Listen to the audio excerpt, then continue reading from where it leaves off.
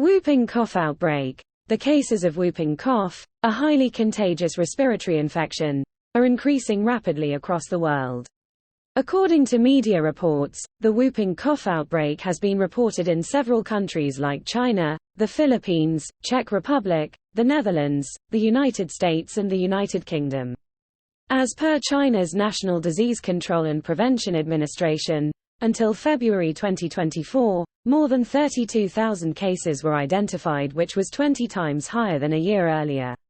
Also, known as pertussis, the infection is difficult to detect early and can be fatal, especially in children and babies. 13 deaths were reported in China in the first 2 months of 2024, as per Bloomberg. Reportedly, the Philippines said infection figures were 34 times higher than last year, with 54 deaths recorded in the first 3 months of 2024. Check out our next video to know about whooping cough.